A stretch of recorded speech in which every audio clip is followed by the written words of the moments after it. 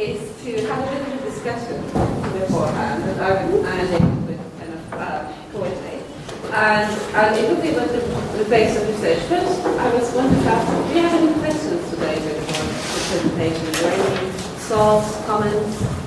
Violent disagreements. Disagreements? I was just curious, I mean, you probably implicitly discussed this in your talk, but why then do researchers continue to do research? I mean, is it just all the things you said, like, no, they just wanted it as their CD, or maybe they were not aware of it? Is there something willful or... I mean, you have asked ultimately the most important question, which of course also makes it the most difficult one to answer. Why do researchers do this? There are so many different reasons. A lot of it is ignorance. Most people who are involved in research are, generally are not going out their way to do harm or to be wasteful. So a lot of it is ignorance. A lot of it, unfortunately, is the environment in which we work. And that, say, as an academic, there are certain pressures to do certain things. And the idea that you could sit quietly in a room somewhere working on this great idea that's going to be your life's work for 20 years and then suddenly produce it doesn't kind of fit with modern academic practice. We're expected to produce things on a regular basis in order to justify our jobs and funding. There's an awful lot around priority setting. This is something actually that Mona's very much involved in. The way that research gets chosen to be conducted, if you like, ironically isn't a very scientific process. It's based on fashions, it's based on where people will think they'll get the money. But it's not by and large that people are, evil. We're all, if you like, pretty small cogs, and the machine is pretty large. And it's not that easy to make changes. Having said that, I think it's good that we started this week with this session, because I think whatever we do, at the very least we have a duty to bear these things in mind and to not be deliberately wasteful. They've raised the kind of most critical issues about it, and I think one of the critical issues to remember is also that it's not people having evil intentions of doing that. There is some conflict of interest in pharma industry involved, but there are also, generally scientists, you sometimes do these things with good intention because it's what culture, peers do that, clinical do that, under time pressure. So I didn't publish my project that I did for my doctorate in surgery. I didn't publish it, and it was non-significant results of it, which is, I do contribute to the base of research in some way. But there were a lot of reasons, because at that time when I did it, I thought, it's not worth publishing because I didn't touch it, because I was told that, and there were issues that I was worried about, the kind of methodology I used and so on, that I came on, and afterwards it wasn't time, and I kind of changed my field, and there was no way. It doesn't make sense now to publish a lab study, I'm now a health services researcher. It looks strange. So it's not always a kind of evil intention that people do that. And also, as we said, it's a lot about ignorance. And I think there is another thing also involved, and that's, there is this kind of, so we want as academics to be independent, which is good, and this is important, and because we contribute to creating new knowledge and sometimes asking questions out of facts. But some people are getting so much into this kind of idea of being independent, academic, they stop listening. And you begin to get into this research community that you make all your research idea coming with what the other person published in there and the other one published, without actually stepping back, looking at the bigger picture, and looking actually what the problem was in the first place that we're trying to address, and actually where the line of research has gone. Did it actually make sense? And I do study dentistry, but I do go into contamination.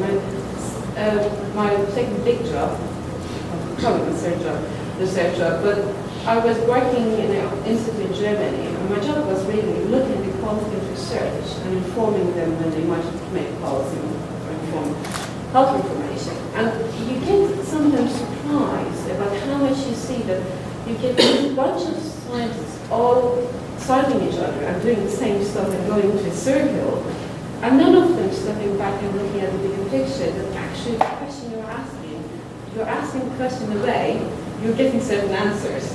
Which is where CogNovo comes in, of course.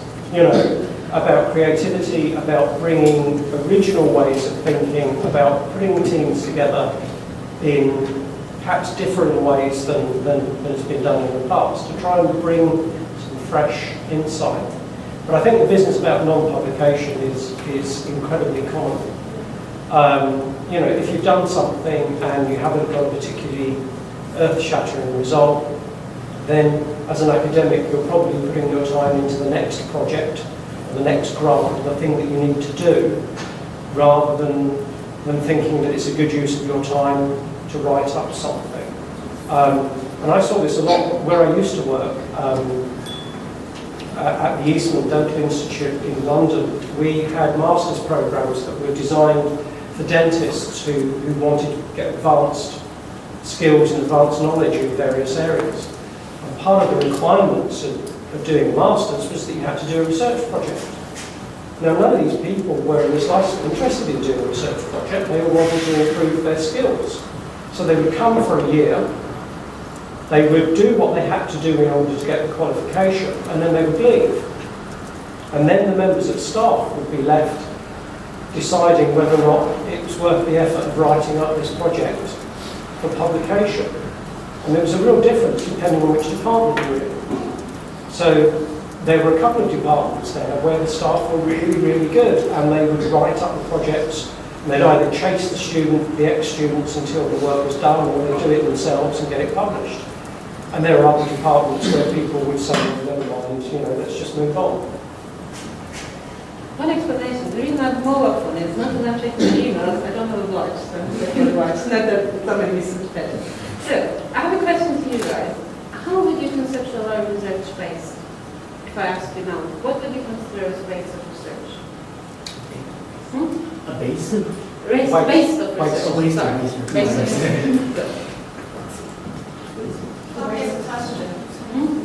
What did you say?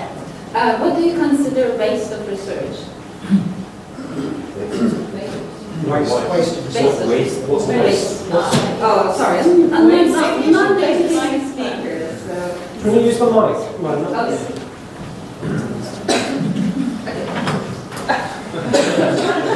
Okay. What do you consider as base of research? Base. Yeah, base. Waste. On the side.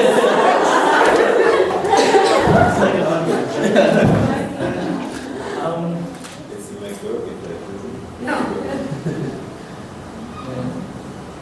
Yeah, go. Yeah, if the study is methodologically flawed. Yeah, that's a very good one. Yeah. Not communicated very well, so people don't see its potential. Yeah. Good. Anything else? Not publishing at all, I think, is also a waste of research. Yeah. Like what I did. Anyone else? Choosing a question that is already solved, already well researched. Yeah. Okay. Anything else? So is there anything about the question that you would think could be a base of research? So, what is a good research question? What's a bad research question? If there, it's not very, it is a lot of a grey area, but what do you consider? Yeah. So, in the EU, when they evaluate research proposals, one of the criteria they always bear in mind is if this project were funded and if this project did what it said it was going to do, is everybody going to say, so what? And if that is the case, then it should not be funded. So somehow you have to care about it, and the whatever this thing is producing should be something that people will want to know about, or want to use, or want to take up. So that's, I think, the measure of a good project.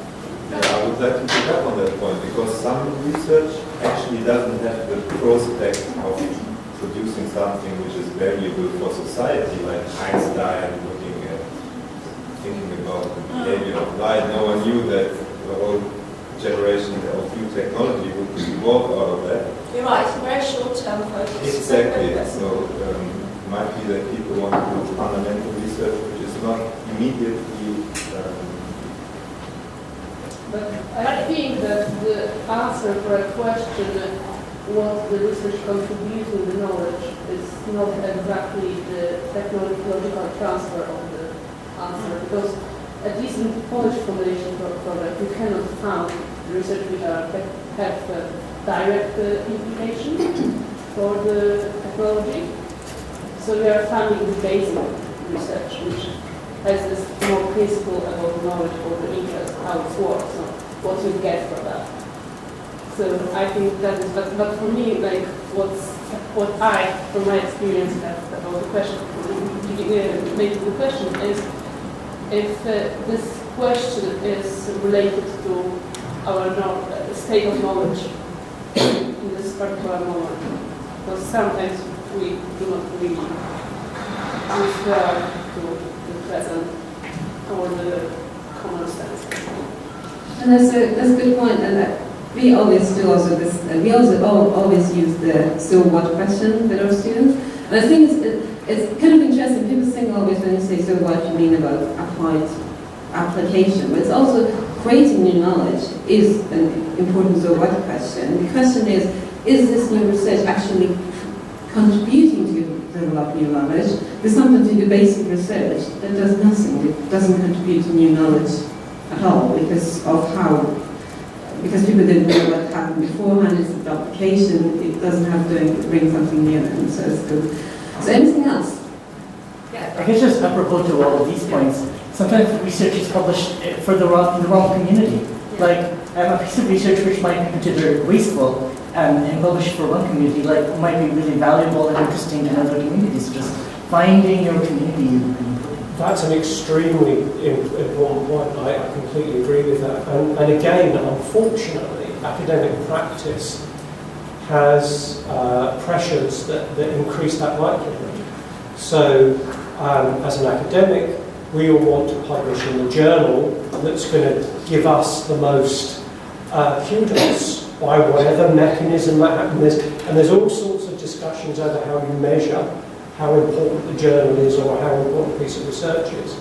But the reality is that you're chasing after that, but actually that might not be the right target audience. So if I take dentistry as an example, that's where I work, there are some quite high impact factors journals that might be in medicine. And there may be pressure on me to publish in medicine because we get more points for that. But actually, maybe the thing that I'm publishing is directly applicable to the average dentist, but I'm not publishing in their journal because it's got rubbish impact. Yeah, go on. Can I come back to the so what question? I mean, as a psychologist, we are always accused of studying the blindly obvious. I mean, psychology is the science of the so what. I mean, often we do stuff that normal non-psychologists would say, we knew that all along, but we're still doing it. And when you are a psychologist, it's not a so what question necessarily. So it's not necessarily an experiment that David was talking about. Parachutes work most of the time, yeah, compared to a placebo. But still, I think there is value in sometimes getting the evidence for questions that lay people, in quotation marks, or people not in the area might say that we knew that all along. I mean, so what is a so what question? That should be discussed as well, I suppose. Artists have this even worse. Artists, like, I tell them what I do at CogNovo, and they go, oh, why? And honestly, I don't know. Yeah, I want to pick up on that because, as you said, sometimes it's really crucial to question the common sense knowledge. And if you do research on a common sense question, it's not the common sense question, it's scientifically you prove or disprove it, right? So it's a different thing to say, yeah, we've known that, or maybe we are surprised that common sense is wrong. So it's really important to research seemingly common sense questions. But science can never prove or disprove. That should be said. In mathematics, you can actually. Even I can prove you a lot of stuff in mathematics. Within the system, it's continuously learning actually shows that you can't prove the system from within itself. But that's a proof as well. So It's a proof that you can't prove basically. So Mona's question was, what's a good research question? And I think people have thought about it before and refers to proof as well. Karl Popper said it is the falsifiability of the question which actually defines a good research question. So the question has to be falsifiable. And this is not proof or disproof, it's just rejection of your research hypothesis. I think we're drifting a bit off the topic because I think we could have dug into this discussion probably tomorrow. But I think there is an issue that you have always in the scientific community. You have some agreement on what methods you rely on and not rely on. Remember, we always have some principles, and there's an agreement that we say that this answer is almost answered or not answered. So maybe the word true is not the best way to use, but it comes from a philosophical point of view that you're coming from. So going back to the base of research question, I think we kind of made an interesting point. And as a systematic reviewer, I do like that people test things that things come on wisdom, because as the example David gave for the babies on the back or on the stomach, sometimes things that seem obvious actually don't work, and sometimes things that are obvious they work. The same in the science. There is an interesting example from Archie Cochrane, the guy with the glasses that David touched on. He had done a clinical trial. He wanted to see whether patients that are they have a certain kind of, I think it's stroke patient, I'm not sure which type of patient it was, whether they should afterwards stay in the hospital or go home, and which of them has a better health outcome at home. So when every of the doctors said, this patient should stay in the hospital, they shouldn't go home. They get better care in the hospital, they're looked after. So he started the clinical trial and then organized a meeting and said, so I have some preliminary results and I do want to consult with you. And it seems you guys are right. If the patients stay in the hospital, they are better off. And if they go home, they are worse off. And these are the data. And everybody said, we knew it from the beginning, it was common sense, you did do the studies, honored you to do the study a lot, and so on. And the discussion said, I'm sorry, but I have to point out something. I reversed the data on the columns. So the data that you see for the hospital stay is actually people going home, and the people you see in the hospital are at home or the hospital. So people who go home are better off than people stay in the hospital. And then everybody had silence in the room, kind of stuff, and said, now, do you want me to continue the research, or do you want me to stop and we accept the results? And everybody wanted to continue the research. But it was an example of something that sounds very obvious. If you're in hospital, there's a nurse, there's a doctor, it's better care. But when you look at the science, it actually didn't work like that. It didn't work differently. So now I go back, go to the presentation, which, here. Back. Okay. So I do have one reason I decided to discuss in the middle was because David presented so well. I felt like I have to give you a break and forget how well he presented before you said I don't know how many of you know the Dutch graphist Escher. It's a painting of him. And I like this painting very much because every time I'm working on research and trying to do methodology for research, I feel like I'm looking at this painting, because researchers think that everything is going smoothly, everything builds up on each other, there is a rational thing going on, but then you look at the research more carefully and the system, you think things are breaking up and don't work like that. Like the example that David gave, that there are studies done, nobody looks at it and does new studies. So there are lots of illusions that we have, that things are happening like waterfall, the illusion doesn't exist. Similar to David, I tell you a lot of stories and examples from experience, but I do also give you a few examples about from research that people did. So there are people who do research and research methodology. So my first story is about, so I will be talking about microbial issues, and I will be talking about based on research. My first study would be about outcome measurements. So I will be talking a bit about constructive outcomes. I will give you a hint about effective noise ratio issues. And I would also have a little bit discussion on outcome reporting bias. We heard about publication bias. And if you have time, we talk also about extrapolation. There's a lot of topics, but because there's a lot of topics, I thought we have only 2 hours. I could talk more about stories and how things happen rather than giving you a lecture about research methodology, which I think most of you had in your previous degrees. So, the first story that I'm coming from is a story that came up from an investigative journalist. And one of the things I want to talk about is about how you come up with outcomes in a research question. You have had a lot of discussion in the last weeks about creativity, so how you measure creativity, and there was a lot of discussion going on about it. And in order to kind of help you to reflect about the discussion, I thought to kind of ask 3 questions.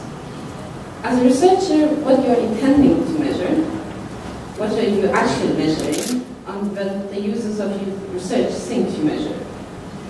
And in order to demonstrate the point, I used an example from this workbook, 6 Slides on Pharmaceuticals. And he was looking at the issue about something came in the literature about female sexual dysfunction. And so he was trying to look back how it was measured, where it comes from.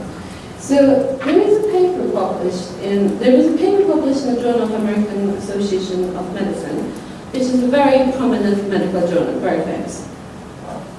And they wanted to do a paper to see how prevalent is sexual dysfunction in the US. So, and they had a definition of sexual dysfunction, everything that it affects you psychosocially, it affects life, and so on.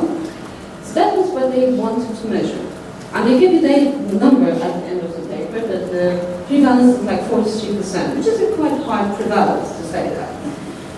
So, the question is, what did they measure to come up with this data? So, when you look at the paper, they had such a questionnaire going to people and asking people to say yes or no. Question.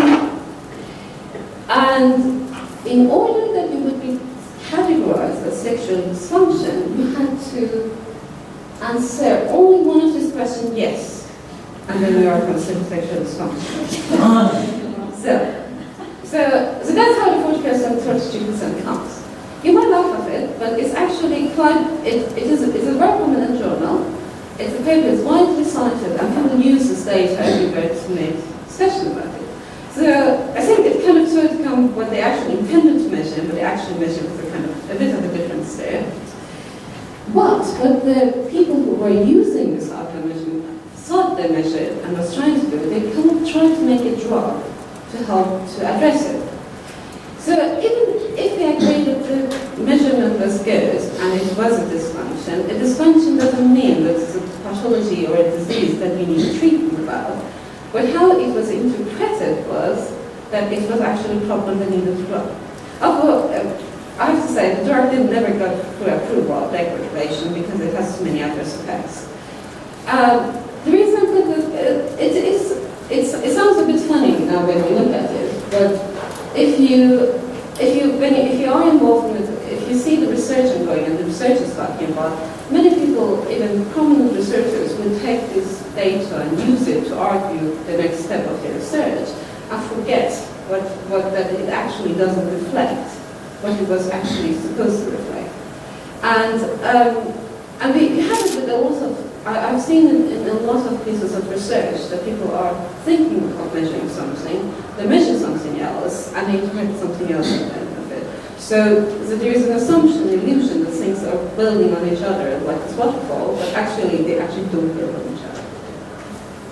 So that was the first example I didn't want to give you. And the second story I have, before I tell you the second story, I just want to check up. Do you remember when I talked about statistical bias last time? Anybody come? Good? The archer? Put out an archer picture there. But if you remember is, you have two sources that you can, you have the random error that happens in your studies, and you have the systematic error. And if you have a lot of bias in the study, you usually don't know what actually happened there, because you cannot differentiate between the effect size and the bias. Let me give you an example of a macro level bias, which was publication bias, that people publish when they have positive results, more often than negative results. However, and that's on the level of the macro, but even when you read one paper, you might have a similar thing happening in the paper itself. And what we call it is called outcome reporting bias.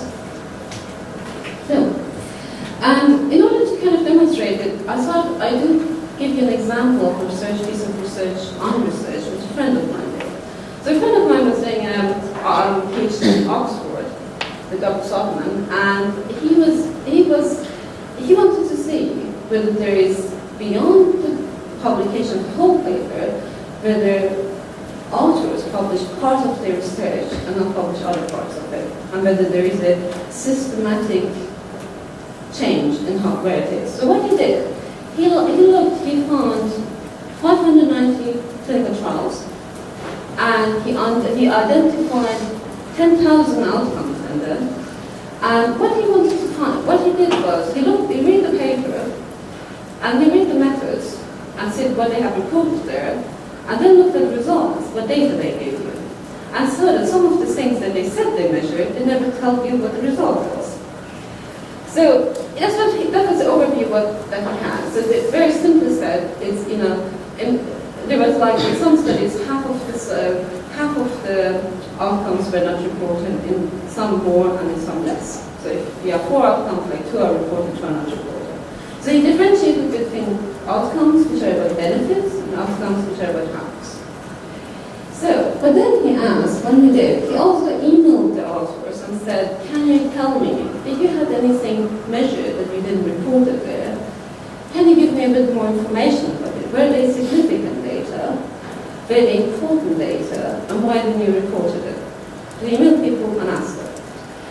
And he got a 69% response, but he wasn't sure he can trust them, because a lot of them, in a paper, they say in the measure that they measured something, and they then reported it, but the author, when they asked them, they claimed, oh, they don't have any unreported outcomes, they put everything there. So there was a bit of a mismatch there. I have to say, this is actually kind of I selected a study that's really based on publication, because some people actually went back and found protocols and compared them, which gets even worse. So but then he looked at it and he noticed that the possible, if you have a significant result, either positive or negative, it's more likely to be published than if you find a non-statistically significant result in there. So beyond the publication bias, that's people publish positive results more often than negative results. Even when you publish a paper, if you have done measurement of 10 outcomes, you measure 10 things, you only report those ones which are significant and don't report those ones which are not significant. And that brings an additional kind of skewing of the literature. So even if you have it published and you know this trial as well. So that's what we call outcome reporting bias. So this is another way of that your study might have contributed partially to the base of research. So, one of the things I wanted to point out is that it might sound like these are very fancy things, and they are very kind of novel things that Somebody who has been kind of my mentor for a few years, after he did all this methodological research, he decided to do a new project in the history of medicine and history of research methods. So he was trying to track down all of these questions about research methods we have, how long far back they go. And he could find quite old papers that saying that this problem was identified before. And I like this one from Seymour Keshe in 1959, that he compared this issue about negative and positive result to the emperor who doesn't have clothes, and saying that it's like sometimes the investigator who comes up and says, okay, this is there is a problem there, and there's negative strides not mentioning. It's like the child points out that this emperor is actually nude and don't have clothes. But actually it goes even back, so there were papers from 18th century actually pointing out this problem there. I didn't put them there because the text was very weirdly written. It was one of this very heavy English, so if I put it in, you would have spent hours trying to understand what the person wants to say. But it actually reflects a bigger problem that we know for years and years for the last, from 18th century, it's kind of a lot of time. We still didn't manage to find a solution in the academic environment to address it, of the problem has been identified for long ago. What we do differently in the 20th century is we do research on research methods more often. Like this piece that was done about outcome reporting bias, we're trying to find out what's the problem and what's going on there. Okay, so we talked about, I do have mentioned the word bias. I assume that a lot of you have some background about, how research design, how in your own field, and how you do a better research design to reduce bias. One thing that people forget is that if you have too much bias, if you design a study that has a lot of risk of bias in it, you can actually don't find out what the effect size is because there's too many noise there. So there's too many noise to pick up the effect size. And many small studies have this problem. You have very small studies designed badly, and they come up with the results saying, oh, this works, and this doesn't work. You actually can't do anything about that with them because you cannot differentiate that the result is because of what happened there or is because of the bias in the study. I only talk about one of the ways, one of the approaches that people try to address managed bias, not all of them, but I'm sure you will find it in your own literature, but other aspects of risk of bias in research design. The one is about, that I talk about, is about randomization. So the one aspect I will be talking about is randomization. And I do the mistake, I messed up which slides I put first now. So I forgot that I put this first slide, then I talked about randomization. So, the one I talked about randomization, before I go to talking about, is that I do want to kind of highlight the different ways that you might have a problem with effect bias ratio. So the different places you might have a problem is one is in your protocol design. Okay, now I'm really messed up. I forgot to move the CogNovo Experimental. Okay, so going back. So we want to talk about the effect bias ratio. So there are different ways that effect bias ratio can have a problem. And the two of them that can have a problem that already David talked about is about when you have other evidence that there's something work or not work and you don't use it. And the other one is when you don't consider the use of the result that you have, which is the example I give you for sexual dysfunction. And the other ones that I would be talking about are the three of them, which I was doing a few minutes ago. It's about proof protocol design, about issue about outcome misconception, and about non-standardized outcome measurement. So, I started proof protocol design, and we came here where I thought we are. So, the first thing I want to talk is randomization. One thing is, when you do experiments, a lot of you have done experiment, and you have two groups. You have an experimental group, you have a control group. You put people into groups. You might some people do it just whatever it comes up. Whoever comes first, they put in one group, who comes second to the other group, other people do pay a fee, other people just do it what they want. However, the recommendation in order to reduce bias is that you do it randomized. Because it has been shown that there is a possibility that your own cognitive biases might result that you put some people in one group, another group, consciously or unconsciously, because you're expecting certain results. And I made the statement, but in order to kind of back up my statement, I do like to tell you about one of the research projects which has been done here. So somebody actually went back and tried to find out all of the randomized clinical trials and non-randomized clinical trials on the same intervention and the same outcome, and compared them. And what they found out was, in one set of the trials, that if you had a non-randomized study, the effect size was always bigger than the RCTs. So if you randomized them, you got a smaller effect than when you had the non-randomized. And then they found another set of studies which actually showed the other way around. So the non-randomized were larger than the smaller. If you look at the whole review, the conclusion is that usually when you have bias, it increases the effect. But the problem is, it's always not the same. Sometimes it increases, sometimes it decreases, and you don't know how much it increases and how much it decreases. So when you see something, you have no idea how much is it away from the real effect, because if you have a lot of bias in there. And that has been consistently shown in a lot of studies that they compare the same studies from randomized and non-randomized one. And these are kind of methodological research people do to find out. There are a lot of people still trying to find a formula how they can transfer non-randomized study effect size to randomized one, but they weren't yet successful to come up with it, because it's easier to do a non-randomized study than a randomized one. So that's one example. So the other one, I'm talking about statistical power and outcomes consumption. So an example, I think I have two examples here. One example is about one way that people try to solve a problem. So I talked about the effect of bias ratio. So I said, it's good to reduce bias.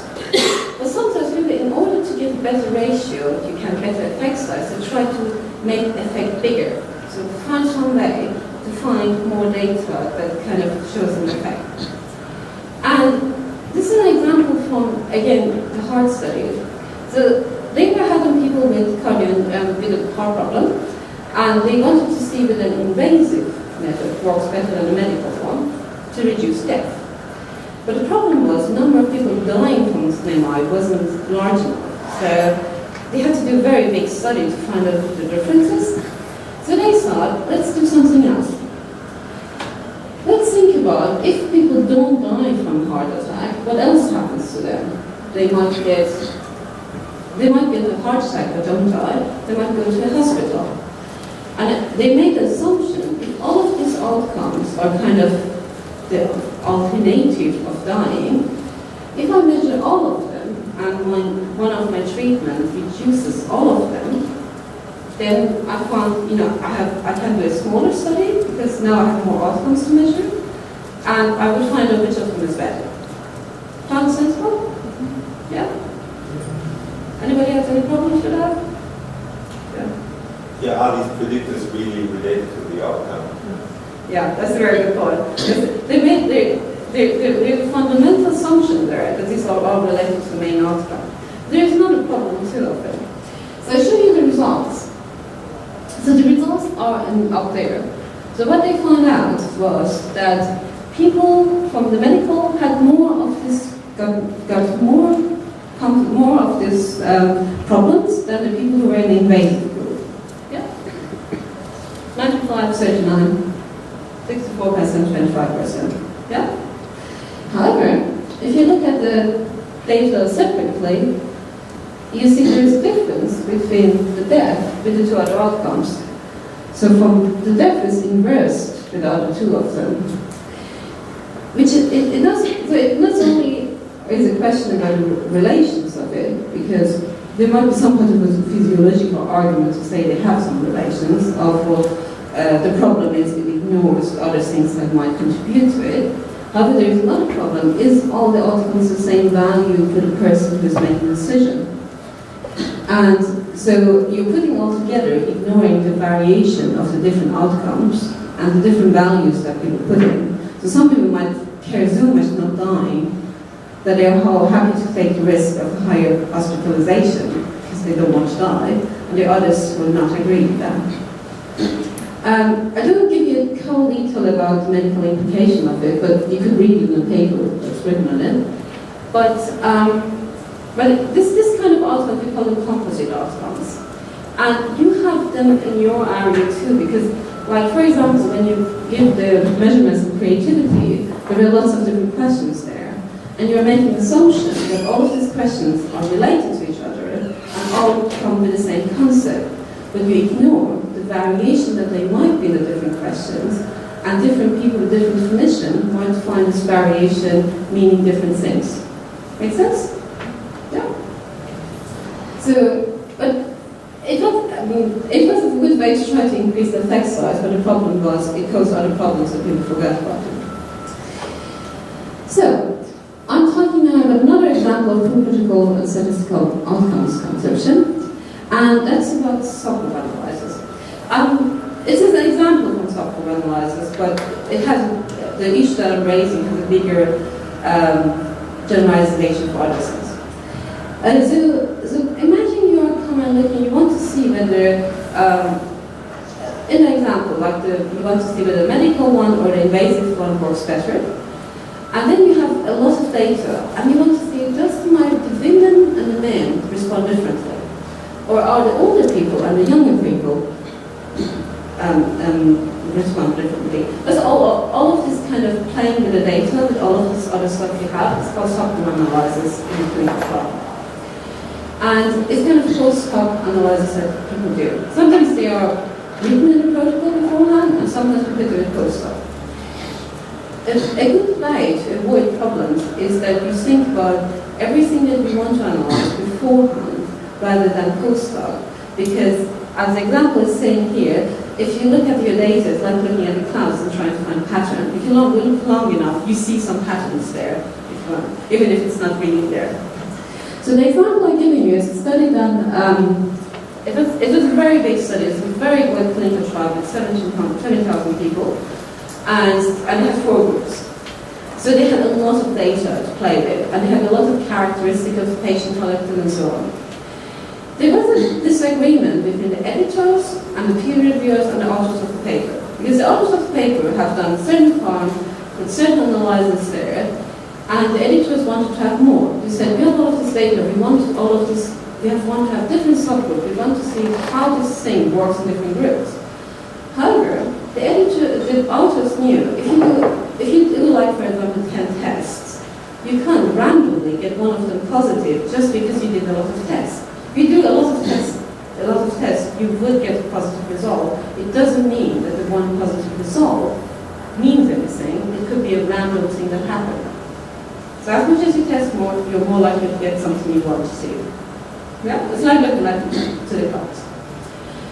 So in order to make the case, they made a deal with the editors. They said, there's only under one condition we do all of the software analysis we want, that you let us to do another one ourselves.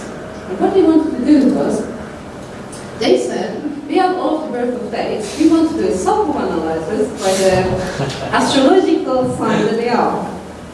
And what we found out was,